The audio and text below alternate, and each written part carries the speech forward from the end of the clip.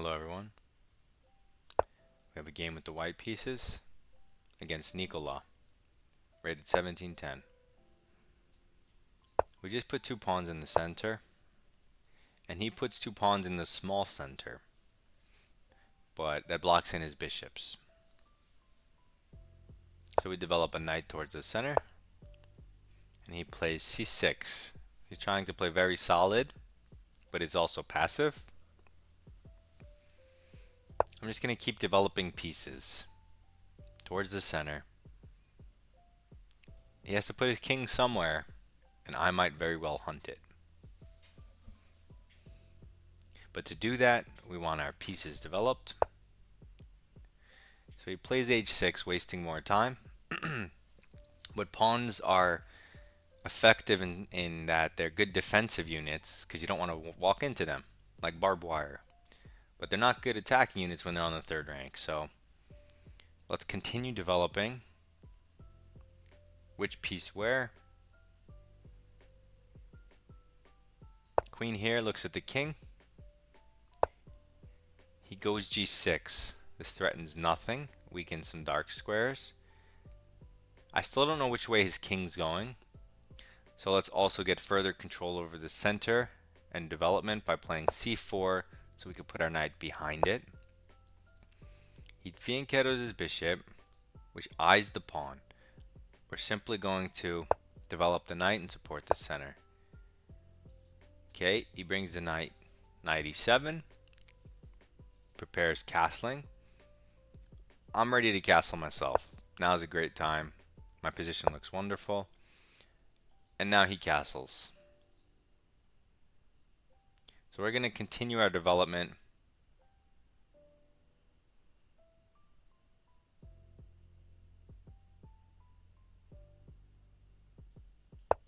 Bishop e3, developing a piece towards the center. Now he's doing this thing on the other side, more ridiculous stuff. a6, threatens nothing. Downside is it wastes a lot of time.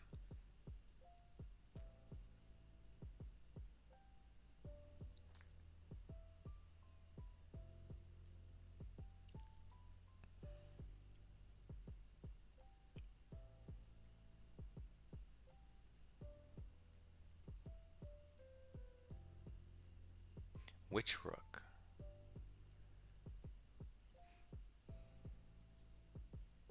You know what? Let's go queen d2 first. I was going to go rook d1, but I'm going to go queen d2. It comes with a threat, and I want to see how he was going to respond. So he responds this way, and this creates further weaknesses. Now on the light squares. Okay, so now that we provoked this move, it might be attackable with h4, but let's see what else we have. Okay, his light squares are weak. So maybe, is it time for e5?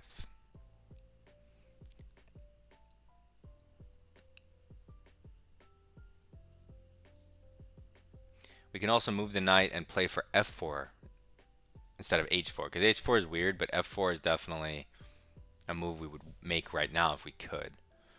But my knight's in the way.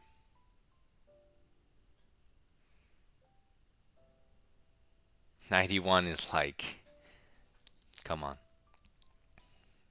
So maybe we'll provoke. Well, he's never really going to push, is he? You know what? I think now it's time to go e5. Cut the board in half. Okay, so he takes it. But that allows us to recapture. What do we want to take with, though? I was thinking the knight to open up the f-pawn and get it closer to his army. Okay, so he jumps his knight in the f5 square now that it's accessible. And it pressures this pawn. But his structure just looks so like loose and stuff.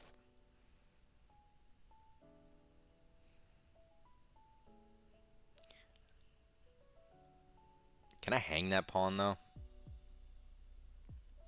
I mean, I could do something simple. Bishop c2, queen defends the pawn, and then I can go queen d3, create like a checkmate battery since his light squares are weak. That's something. So maybe we do this.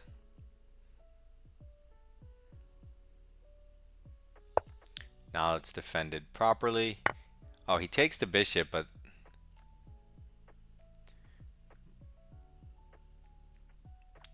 that bishop was clogged. I would love to take back with the pawn, but after this, my queen's undefended. So here, queen d3 intermezzo threatening checkmate. That actually works. So here,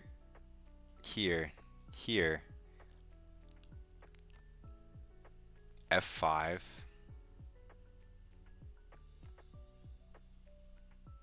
But then I still give him the queen trade after that. I don't want the queen trade. So let's just take here. And we can always just play f4 and put the rook here like we wanted. Okay, now he plays f5 anyway. But now that's super weakening for e6 long term. So he covers the light squares in a way, but weakens his position in a different way. I'm still going to hit him with the f4. Stopping his pawn. Solidifying my center. Okay, so he's clogging it up, but he's leaving this positional bind. So just long term, he's just going to slowly lose the game the way he's playing. Which is fine with me. No complaints here.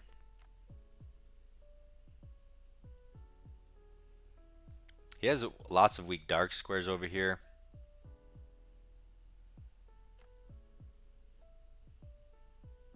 What do we want to do? Well, maybe now the other rook. Nah, let's do this rook. Let's get our rook in the game behind this pawn.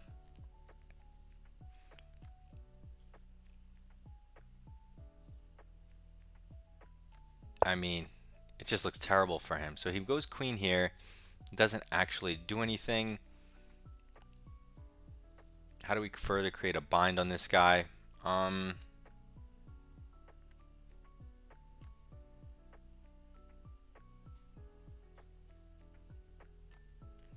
Well, first, let's make slow improving moves. a4, gaining space on the queen side. He contests our knight. No big deal, right?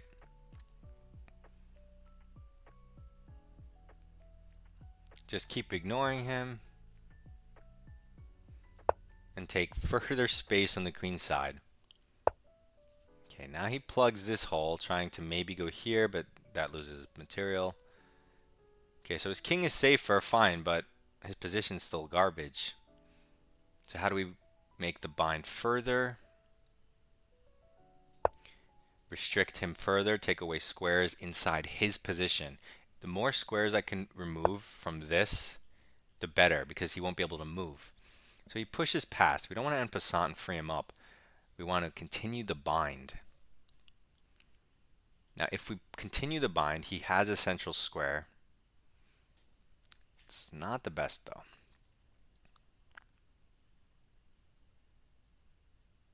Let's do it. Give him one square. Because we're going to take it with this knight, which is terrible and has been doing nothing all game.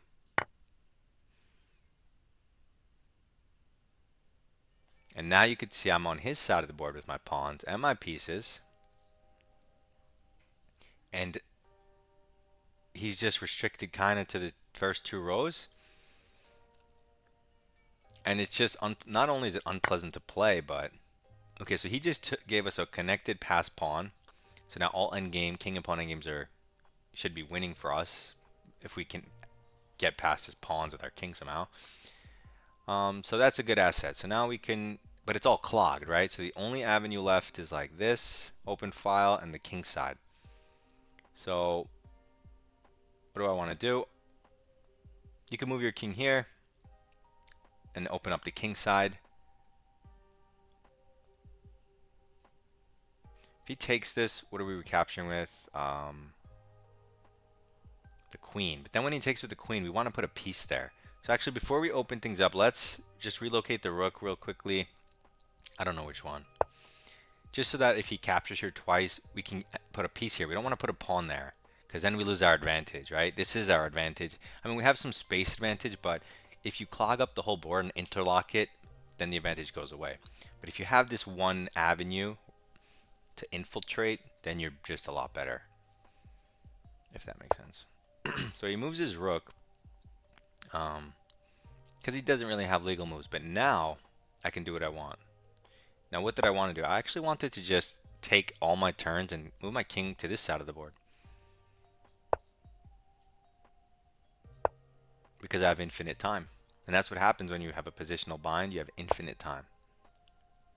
We just move our king over while he meaninglessly shuffles.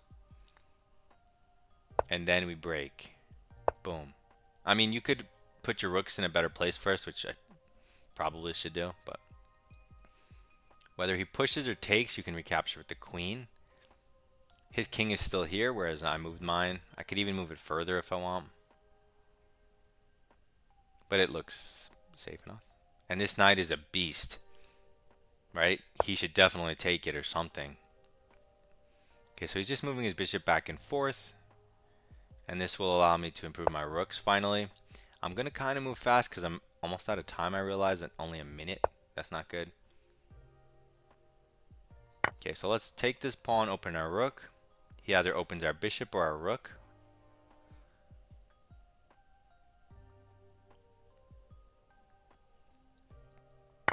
Okay, so he opens up our bishop. But now we have coordination squares, which I think immediately wins material.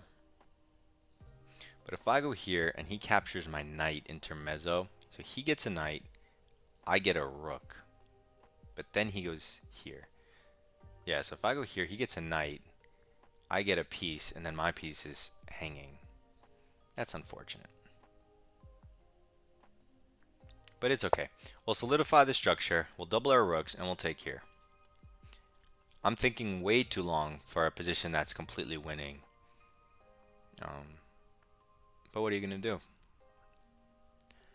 I like to think. I like to look at my options. And if you think of this as like a pipe and you're looking for the pathway for the water, you can see the infiltration squares for the water to seep through, and that's your plan. Like Bruce Lee said, be the water. No, he said be the teapot. Become the teapot. Okay, so he goes here because he wants to defend. But does it defend? No. Boom. Tactics. Bam. Bam. MoneyGram. We take his rook, which was defending this pawn.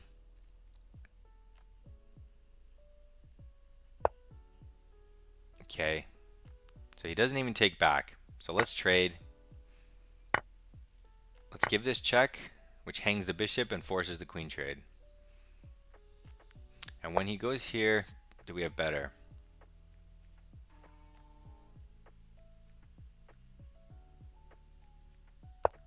I don't know. Let's give this check. I don't know what it leads to because I'm running out of time. He goes there.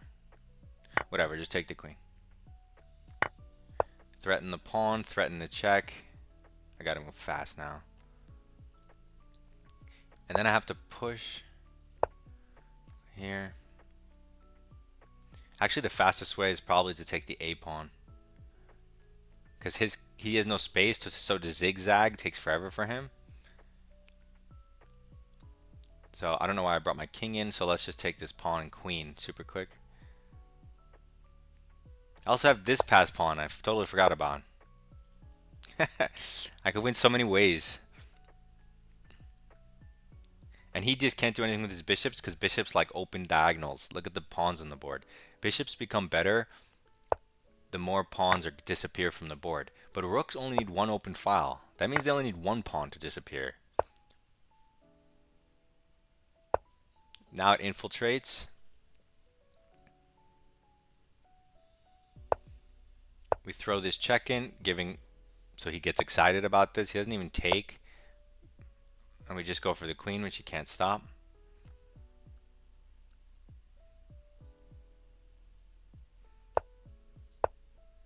Don't know where that's going. Can't stop the queen. Should resign. But he sees 23 seconds, so he was hoping he had some type of chance.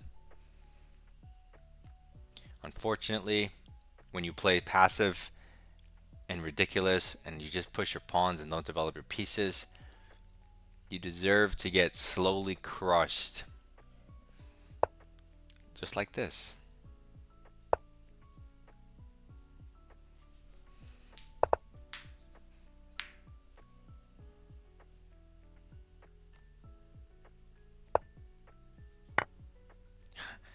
I almost fell for that too. I almost walked right into it.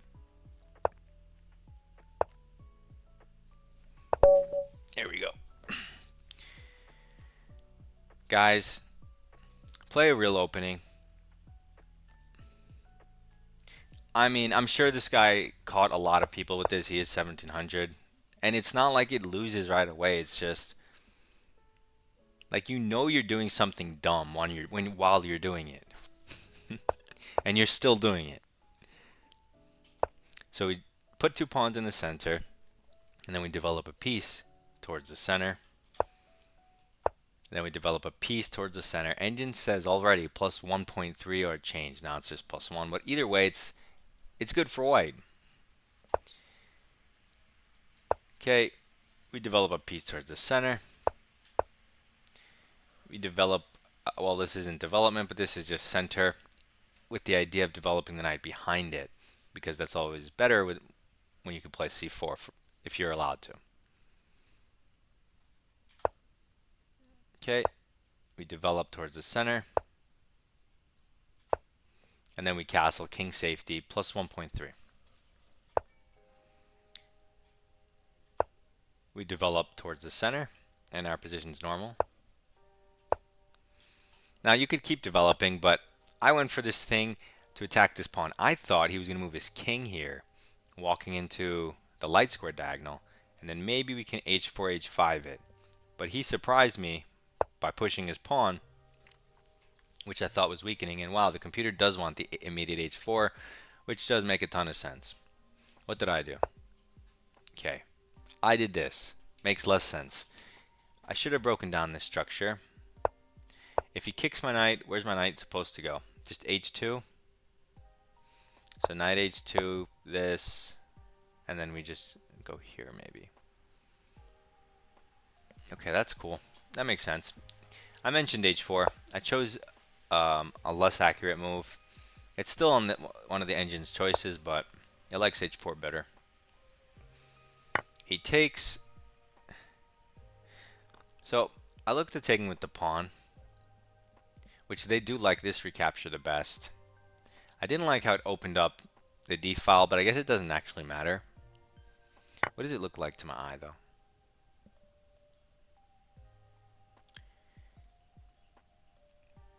Here.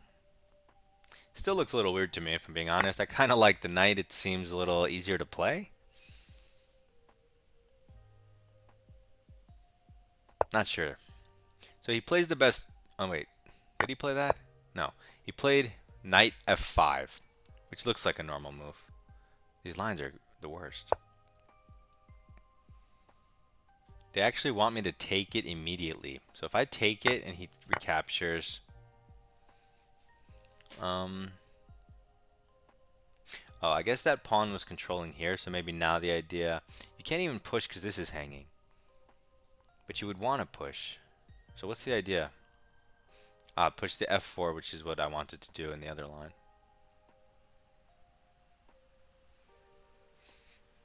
But why do you really need to take that knight? So I move back, and it doesn't like it. But not because of what he did, because of c5.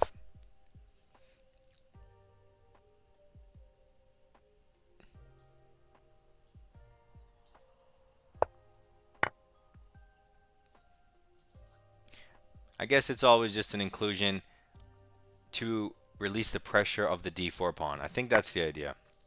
So I think the whole idea is this knight pressures this pawn with the queen. You want to release that pressure because c5 can also come to add more pressure. But I don't release the pressure, although I'm also not worried about the pressure. So yeah, he takes, which was not the idea behind the engine. We take back with the queen, and we're plus 1.5. We're not up. We don't have like an automatic win or anything, but we have a nice position. a nice center that he's supposed to try to break down with c5 in all these lines. But I guess as it hangs a pawn, it's not the most automatic move for a lot of players.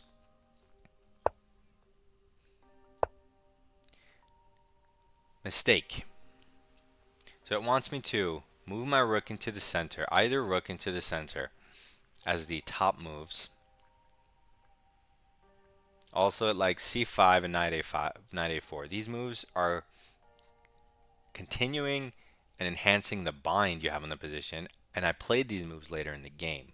So that's the idea the engine wants. That now or development. Bind or development. I go f4.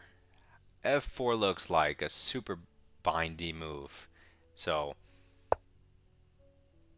I don't really understand that. And they're saying he should take. Is this not just crazy for me? I guess they always want him to break down the center. I mean, I still have the advantage, a big advantage, but it's weird that that's somehow not as good. Looks good to me. So he pushes past, which they're saying is just completely wrong. They want him to take. Now we develop a rook towards the center.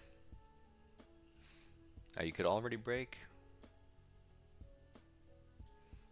Suspicious, actually. We gain space. We gain space. And then we further bind him. Plus 1.6. He has no legal moves. He pushes. We complete the bind. He gets the one square for his piece. We immediately take that piece. We get a pass pawn. We get the one with the outpost. This guy's toast. So we just run our king to the other side of the board. We break open. And it's +5. I mean, there's really nothing else to talk about. It's just a positional bind. And we just slowly improve our pieces. See, mistake, but +3. So it's like, it's perfectly acceptable. And then he blunders. We win material in the game.